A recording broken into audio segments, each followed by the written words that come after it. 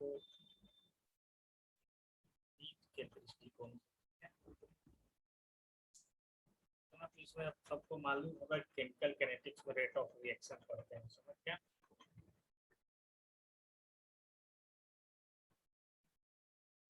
ये तीन को स्टेटमेंट जो है ना, ये हो सकता है कि ऑब्जेक्टिव क्वेश्चन बन जाए। क्या दिया हुआ है, the feasibility of a chemical reaction which can be predicted by thermodynamics, as you know that a reaction जिसमें डेल्टा जी क्या होना चाहिए, 0 से कम होना चाहिए, constant temperature and pressure is feasible. समझ गया, मतलब ऐसा भी रिएक्शन हो सकता है जहाँ पे हीट 0 से कम रहे, गिव्स एनर्जी। समझ गया ना। Extent to which a reaction will process can be determined from chemical equilibrium, the speed of reaction, that is time taken by reaction to reach equilibrium। मतलब तीन चीज किसी भी रिएक्शन में जरूरी हो रहता है, ये देखना कि टेम्परेचर प्रेशर कांस्टेंट है कि नहीं, रिएक्शन पूरा होने में टाइम कितना लग रहा है। तो इस चैप्टर में हम लोग वही सब चीज पढ़ने वाले हैं। यहाँ पे देख सकते हो तो डेफिनेशन उतना ही सब इम्पोर्टेंट है, ठीक है। सीधा यहाँ से खेल शुरू होता है नीट के लिए, ठीक है। वो रिएक्टेंट क्या है, प्रोडक्ट बना रहा है, ठीक ना। तो हो सकता है कि इसका मतलब रिएक्शन होने में टाइम लग रहा होगा, आर से पी बदलने में, समझ गया ना। मान लो इफ जब T1 मतलब T1 टाइम पे इसका जो कंसंट्रेशन है आर का R1 है, और T2 टाइम पे इसका हो जा रहा है R2 कंसंट्रेशन, ठीक है, R1 का, और प्रोडक्ट का कितना हो जा रहा है T1, उसी तरह से इसका P2, ठीक है। तो डेल्टा टी क्या हो जाएगा, T2 minus T1, final minus initial. तो बाकी सबको भी लिख सकते हैं, डेल्टा आर क्या हो जाएगा R2 minus R1, delta P क्या हो जाएगा डेल्टा पी माइनस, लिख सकते हैं ना इस तरह तीन वो इक्वेशन। यहाँ तक तो कोई दिक्कत नहीं है। अगर यहाँ भी नहीं समझे, ठीक है, कुछ करना ही नहीं है, सिर्फ ये लाइन याद रखना है कि rate of reaction equal to क्या हो जाएगा। देखिए rate of reaction equal to क्या हो जाता है कि decrease in the concentration of reactant, क्या होता है, decrease in the concentration of reactant equal to increase in the concentration of product। बढ़ेगा ना समय के साथ भाई। हाँ, तो वही चीज पहले लिखा है, पहला लाइन में क्या लिखा है, डिक्रीज इन द कंसंट्रेशन। तो कंसंट्रेशन कितना हो रहा है, डेल्टा आर का चेंजिंग हो रहा है, ऊपर में हम डेल्टा आर डाल देते हैं, इसका मतलब क्या होता है R2 माइनस R1, और ये समय के साथ बदल रहा है, तो डेल्टा टी नीचे में इक्वल टू क्या हो जाएगा, increase in the concentration of product, तो delta P by delta T.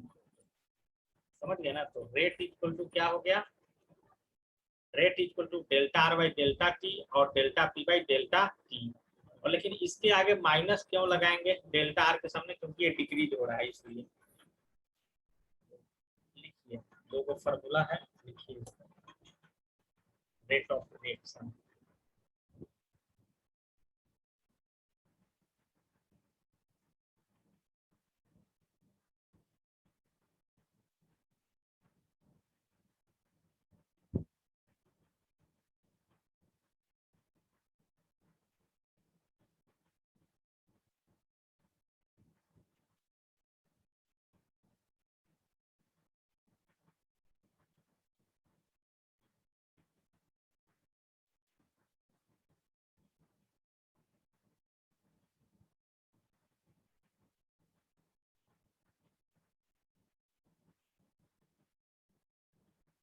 Murder उधर होता है कि नहीं।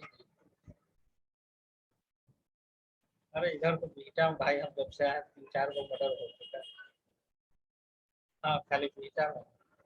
खाली किस लिए जाते हो, रंगदारी तो सिलता है, नहीं देता है तो मार देता है। दुकान उकान वाले को। 2 महीना में तीसरा मर्डर, अभी 3 दिन बाजार अभी बंद था 2-3 दिन।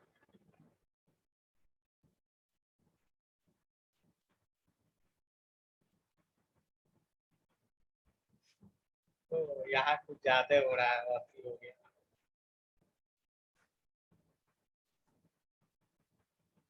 अरे हमको लगता है ना कि सब भाई सब नेता विधायक की सब तहसीलवाता है रंग मतलब ये सब होगा, बताओ तो तुम। मतलब सरकार का नहीं साथ रहेगा तो किसी आदमी में इतना पावर है कि वो ये सब चीज करेगा, मर्डर तक करेगा।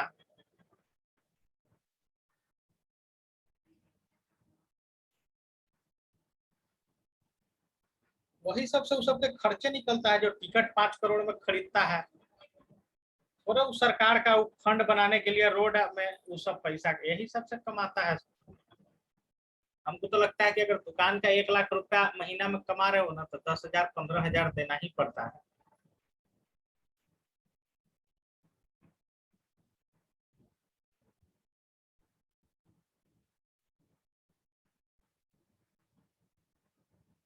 हाँ मांगता ही है, कुछ खतरनाक होवे करता है। मतलब क्या है कि विधायक है, चाहे प्रॉफिट में आधा दे दो उसको, तब बनेगा ना।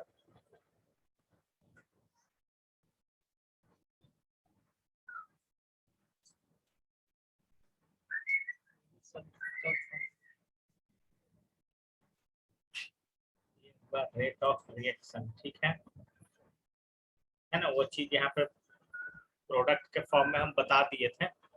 इसका ग्राफ लिख सकते हो, समझ गए ना।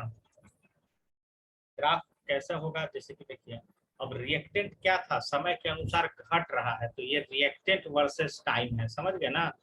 ये जो ग्राफ है, और ये जो ग्राफ देख रहे हो ये प्रोडक्ट वर्सेस टाइम है। प्रोडक्ट का कंसंट्रेशन वर्सेस टाइम, समझ गए। तो जो डेल्टा आर लिखे थे उसका मतलब R2 - R1, और डेल्टा टी का मतलब T2 - T1, ठीक है। आर इंस्टेंटेनियस dr/dt ऐसे भी लिख सकते हैं। इसका स्लोप निगेटिव होगा, याद रखना है। रेट ऑफ रिएक्शन में रिएक्टेंट का जो स्लोप होगा वो निगेटिव होगा और इसमें पॉजिटिव होगा। ग्राफ में जितना चीज लिखा हुआ है ना, देखो उतना नहीं बनाना है। जैसे ये अंदर का ये सब नहीं बनाना है, सिर्फ क्या करना है देखो बताते हैं कैसे करना है। एक ऐसे लिखना है, ठीक है, इस तरह का ऐसे हो रहा है ग्राफ, बस उतना बनाना है। और फार्मूला को आर इंस्टेंटेनियस वाला को लिख लेना है। ऊपर वाला तो फार्मूला पीछे लिखे हुए हो, आर एवरेज बोलते हैं उसको, या यहाँ पे भी लिखोगे तो लिख सकते हो। ये दोनों का ग्राफ बनाया जाए, कंसंट्रेशन वर्सेस टाइम। पहला नंबर है रिएक्टेंट का कंसंट्रेशन वर्सेस टाइम, दूसरा है प्रोडक्ट का कंसंट्रेशन वर्सेस टाइम।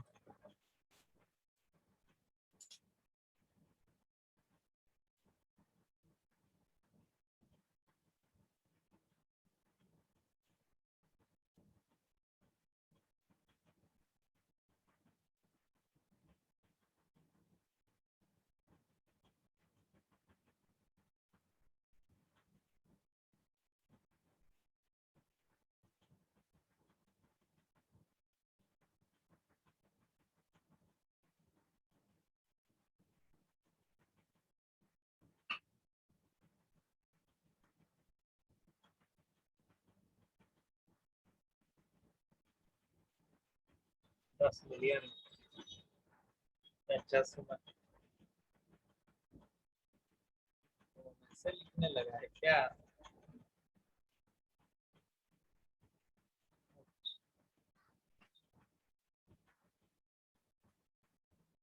लगता है कुछ सेटिंग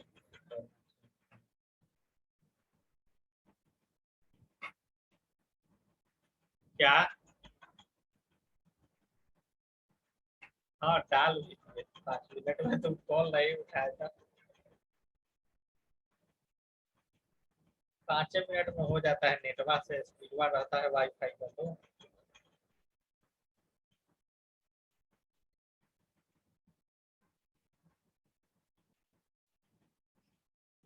वही मोबाइल से कर रहे थे ना, तो 1% भी आगे नहीं बढ़ा था 1 मिनट।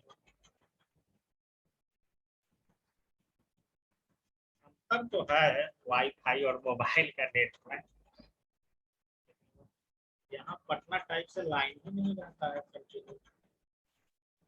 2 घंटा सोचो कि लगातार लाइन रह जाए तो इम्पॉसिबल है। दिन में रात में रहेगा 10 बजे के बाद, एकदम सुबह 6 बजे के बाद कटेगा।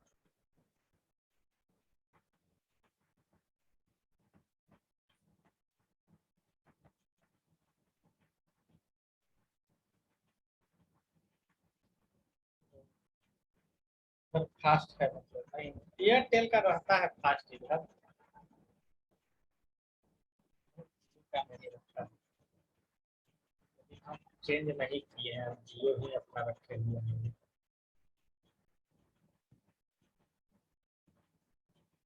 फेसबुक उसको चल जाता है जियो से, यूट्यूब पे। लेकिन वो है कि अब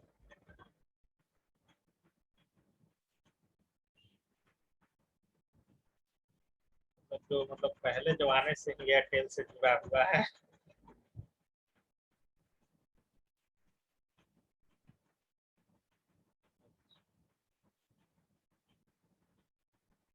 आजादी का अमृत महोत्सव।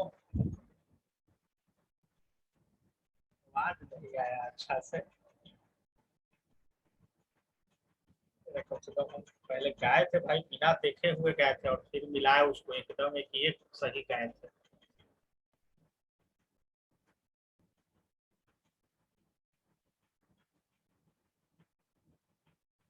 हाँ, जो बढ़िया ग्रुप ग्रुप में गाया होगा सबका चलेगा। कोई पहाड़े पर जाके फहरा रहा है, उस तरह वाला को चलाएगा 15 10 दिन।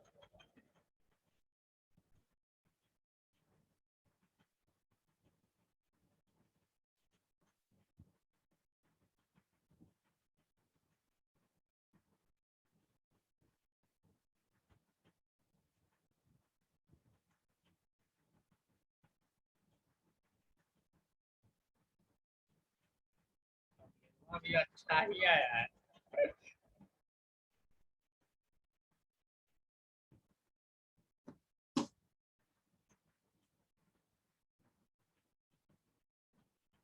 क्या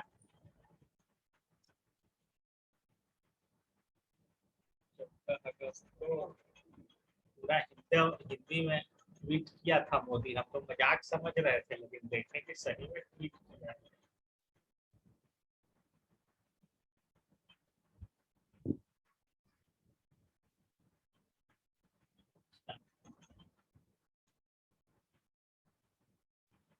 पूरा सब हिस्ट्री पढ़ने वाला सब तो गर्दा मचेले होगा, यूपीएससी वाला वीडियो डाल डाल के यही तो 2 3 दिन में सब मिलियन फेंकाएगा।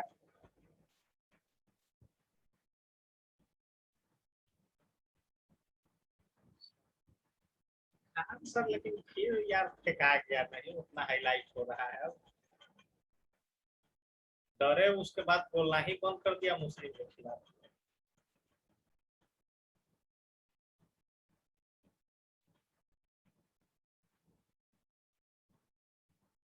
आज ये कल तो पूरा मौका एकदम है।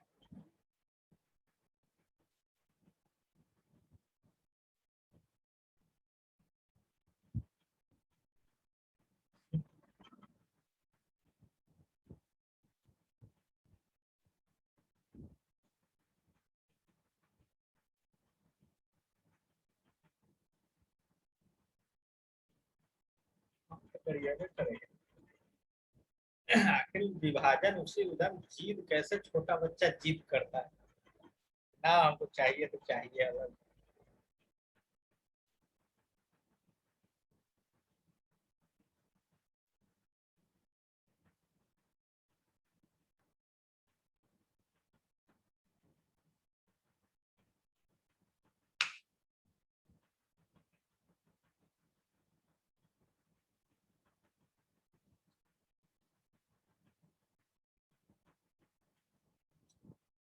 आजादी के बाद भाई युद्ध करते रह गया भारत।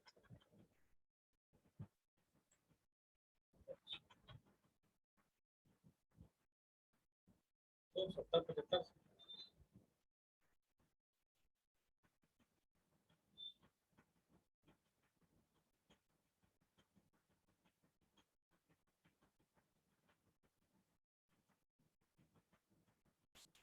ये यहाँ पर क्वेश्चन एक दिया है, ठीक है। इस तरह का न्यूमेरिकल आता भी है नीट वगैरह में। क्वेश्चन को बढ़िया से पढ़ा जाए, एक ही क्वेश्चन 10 मिनट में, लेकिन बढ़िया से इसको बनाया जाए।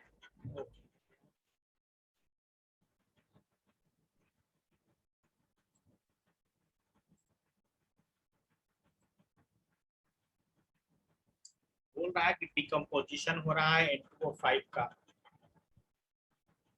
NO2 और O2 बन रहा है, ठीक है। Has been studied by monitoring the concentration of N2O5 in the solution. Initially the concentration, initial concentration दिया हुआ है इतना, after 184 मिनट reduce to इतना। मतलब initial concentration N2O5 का मतलब R1 का वैल्यू कितना है भाई, R1 का वैल्यू 2.33 है, ठीक है। R2 का वैल्यू कितना है 2.08। डेल्टा टी कितना है भाई 184 मिनट। अब आपको बताना है calculate the average rate of reaction. Average rate of reaction तो एकदम सिंपल है ना। रेट एवरेज इक्वल टू क्या होता है, minus delta R by delta T, समझ गया। माइनस, अब इसको R2 में से R1 घटाओगे तो कितना हो जाएगा, R2 में से R1 घटाइएगा ना, तो 2.08 में से घटाना है 2.33, यही है भाई। 184 मिनट लिखना है।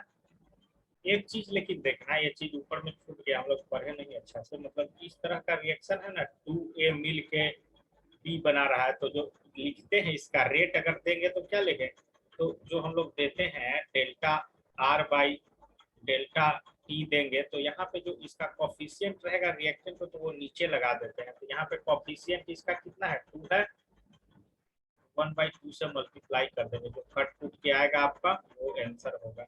समझ गया ना। देखिए अब आंसर चार तरह का ला रहा है। चार तरह का आंसर कैसे ला रहा है, पहले मिनट से डिवाइड किया है, तो पहले मिनट मिनट में आंसर आया है ये वाला।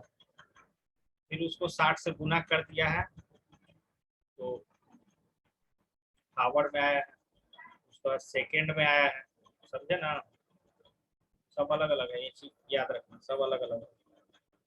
और अब एक चीज और बताओ भाई कि रेट में बताए थे कि delta R by delta T भी होता है, और delta P by delta T भी होता है ना। तो इस रेट को अगर चेक करना रहेगा कि ये 1.13 जो आया है वो सही आंसर है कि नहीं, तो क्या करेंगे, फिर इससे चेक करेंगे, क्या लिख के 1/4 NO2 का जो चेंज आएगा बाई डेल्टा टी करेंगे ना। और इससे हम लोग को क्या कर सकते हैं कि ये तो हम लोग को रेट आ चुका है 1.13, तो इससे हम लोग और टाइम दिया ही हुआ था 1/13 equal to 1/4 delta P by यहाँ पे 184 मिनट अगर दे देंगे, तो यहाँ से हम लोग डेल्टा पी का वैल्यू भी निकाल सकते हैं कि प्रोडक्ट कहाँ से कहाँ तक चेंज कर रहा है ना। तो यहाँ पे डेल्टा NO2 निकाला ना, इस न्यूमेरिकल को अच्छा से बनाया जाए, ज्यादा हार्ड नहीं है। क्या करना है, न्यूमेरिकल बनाने से पहले ऊपर वाला इक्वेशन को लिख लेना है खाली, 2N2O5 मिल के ये बना रहा है। फिर गिवन क्या क्या था, R1 गिवन है, R2 गिवन है, डेल्टा टी गिवन है। इतना लिख के तब ये सब छापना है। नहीं समझ में आया तो फिर सब टाइम लगे कोई दिक्कत नहीं है, लेकिन क्योंकि नीट में भाई आएगा एकदम सेम इसी तरह का क्वेश्चन आएगा रेट निकालने के लिए। एक क्वेश्चन 10 बार आदमी पढ़ के समझा रहेगा तो ज्यादा बढ़िया है कि क्या रहेगा, सिर्फ डाटा ही ना उल्टा पुल्टा रहेगा या रिएक्शन चेंज रहेगा, और तो कुछ मेथड तो सेम ही रहता है।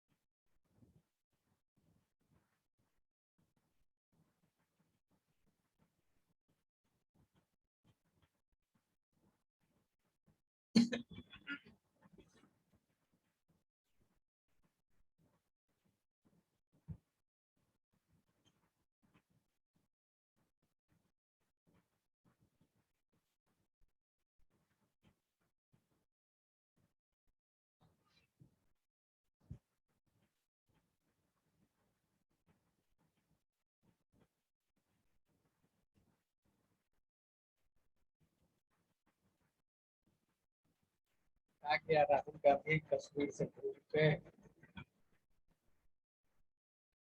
ये अभी वही है जी, आपको तो लग रहा है खलौजा चाटा वही फराएगा क्या?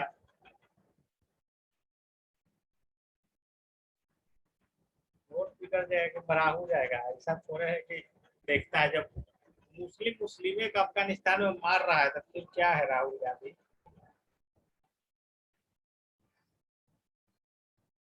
यहाँ तक कि सलाह तक वधिया ने किस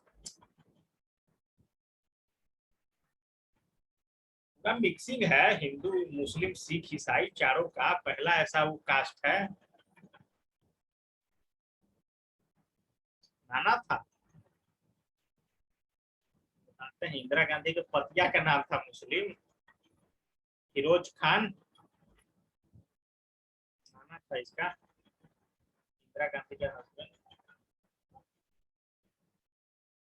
खनवा हटा के असल गांधी लगा दिया था।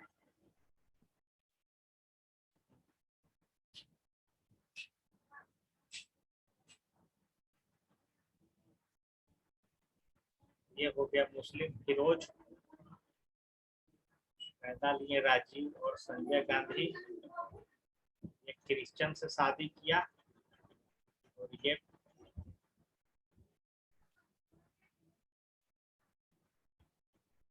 हाँ हिंदू मुस्लिम से, और राजीव गांधी क्रिश्चियन, संजय गांधी सिख से।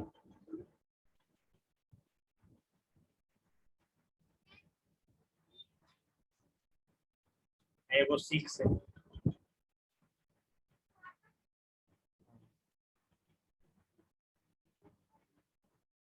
हिंदू मुस्लिम सिख ईसाई सब है चारों, देख रहे हो ना। हालांकि संजय गांधी विचारधारा चेंज कर दिया था, जो हम लोग देखते हैं 1971 का युद्ध है, इतना देशभक्त बताते हैं इंदिरा गांधी का, एक्चुअल में ये सब संजय गांधी का कारनामा था। जो हम लोग इंदिरा गांधी को इतना क्रेडिट देते हैं ना, वो ओरिजिनल देशभक्त वही था, तभी उसको साइड लाइन कर दिया संजय गांधी को। क्योंकि actual prime minister Sanjay Gandhi को ही बनना चाहिए था। पूरा क्रेडिट राजीव गांधी दे दिया मरने के बाद इंदिरा गांधी के।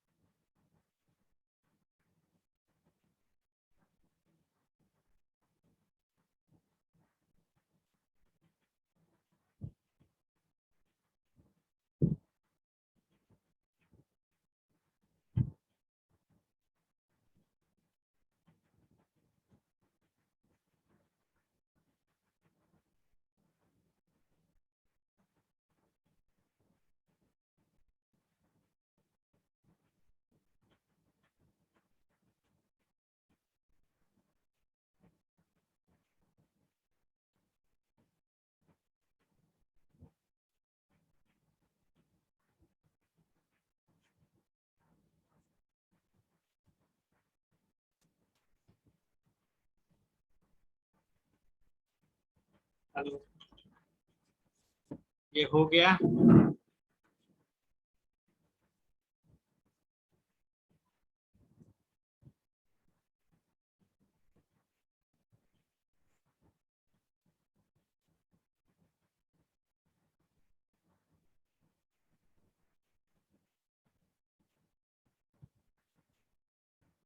ये रेट लॉ का इक्वेशन है, समझ गए ना।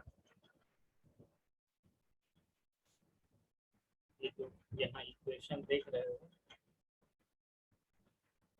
Rate equal to D R by D T equal to K A का पावर एक्स और बी का पावर वाई, तो इसको रेट लॉ का इक्वेशन बोलते हैं, समझ गया। ये भी लिख लिया जाए। पहले क्या करना है, पहले एक प्रकार का देखो, यहाँ पे स्मॉल ए और स्मॉल बी जो है ना कोफिशिएंट है, जैसे उसके जगह पे 2 3 4 1 इस तरह का, और सी डी भी कोफिशिएंट।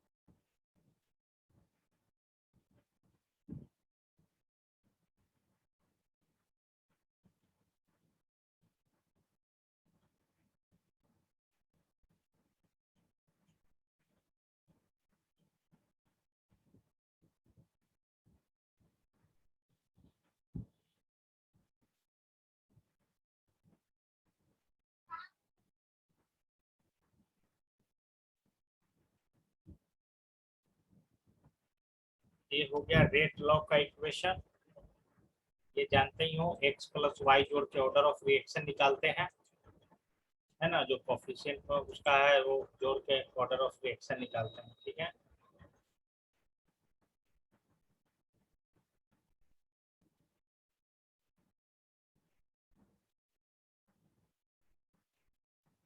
इसका अगर उस फॉर्म में लिखोगे तो क्या लिखोगे भाई?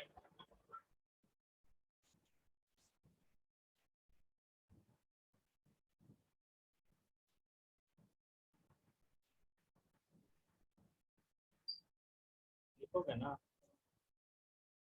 ऐसा, इस वाला का यही सब एक्सप्लेन किया गया है नीचे भी, देख रहे हो ना, यहाँ सेम चीज लिखा हुआ है ना।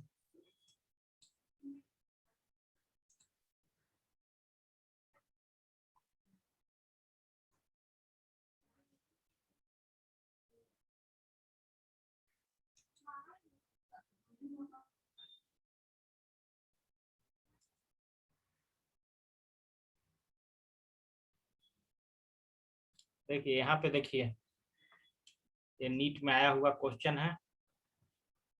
ऐसे तो हम लोग इसका ऑर्डर बता देते हैं 2, लेकिन यहाँ पे देखो Cl3 का पावर हाफ होता है ना। ये सब पढ़िएगा तभी पता चलता है, चाहे ये भी सेकेंड ऑर्डर लग रहा है देखने में, लेकिन H2O का पावर 0 यहाँ लिया गया है। ये फर्स्ट ऑर्डर का ही, ये फर्स्ट ऑर्डर का है, और ये पहला वाला 1.5 ऑर्डर का है ना। देखो तो ये सब आता है ना नीट में। तो सिर्फ तुम ये रिएक्शन दोनों लिख के इधर का जो उसका रेट का लॉ का इक्वेशन है वो लिखो।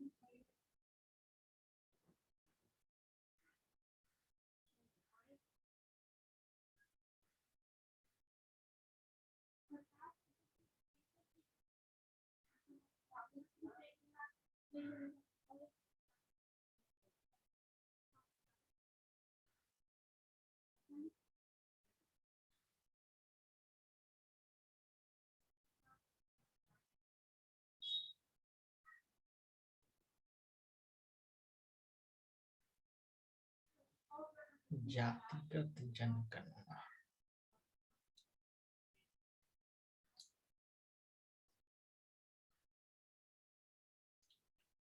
मेरे हिसाब से तो होना ही चाहिए, करिए, होना चाहिए।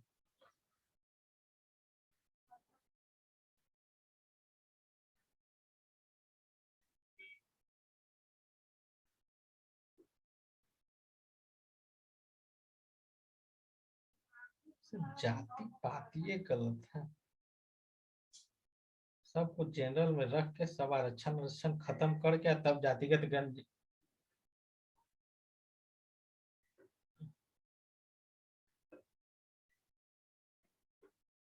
वही बोल रहा है।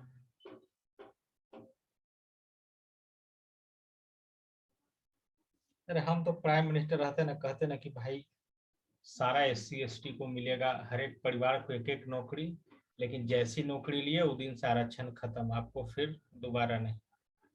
आरक्षण ऐसे नहीं होगा भाई, लेकिन साला नौकरी भी ले लेगा, आरक्षण भी लेगा फिर। हाँ, मतलब ज्यादा पढ़ गया तो ज्यादा आरक्षण, कम पढ़ा लिखा तो सब जाति प्रमाण पत्र भी नहीं बना पाता है, उसको कोई आरक्षण नहीं। ज्यादा पढ़ गया तो ज्यादा आरक्षण।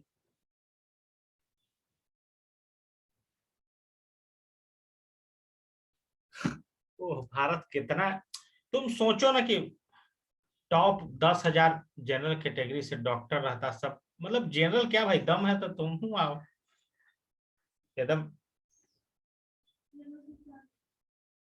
नॉलेज वाला डॉक्टर रहता, नॉलेज वाला इंजीनियर रहता, करप्शन बंद हो जाता, मेरिट से आदमी जाने लगेगा तब।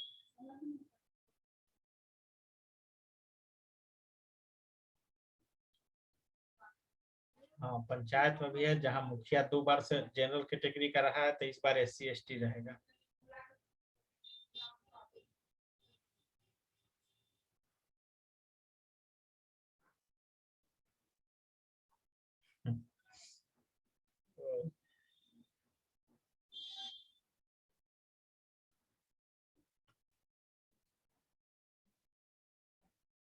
तो जे ऑर्डर में X और Y आता था, तो इसी को जोड़ के ऑर्डर ऑफ रिएक्शन कर देंगे, और क्या है ना।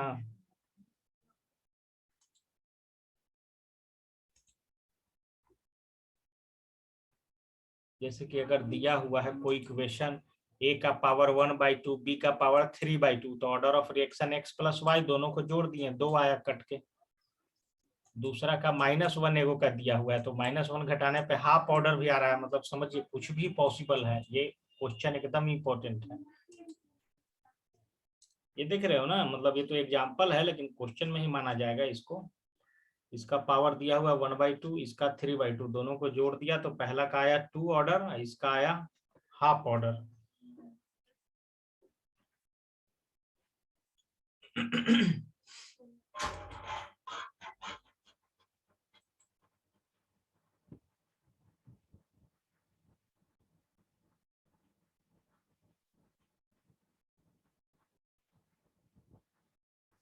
एक चीज देखना, जैसे अभी तक क्या लिख रहे हो, rate equal to K, A का पावर एक्स, बी का पावर वाई,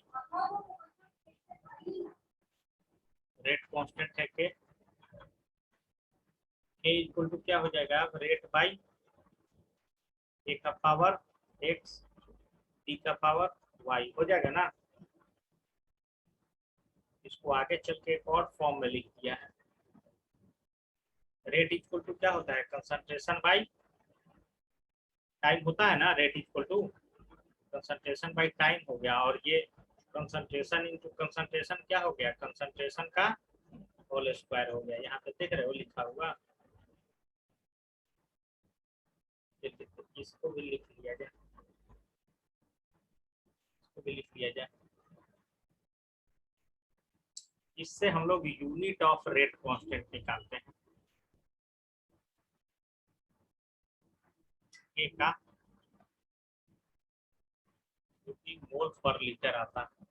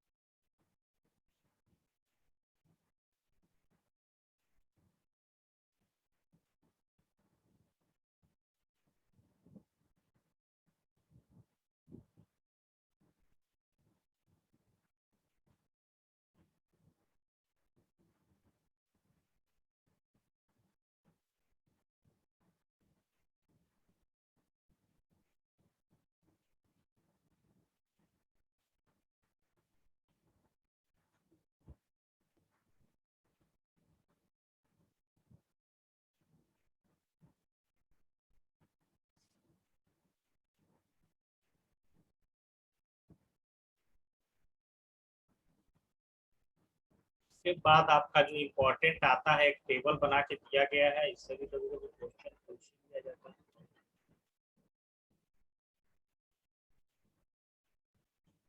ये टेबल तो याद ही होगा, कितना बार रटवाया है वो भी हम भी।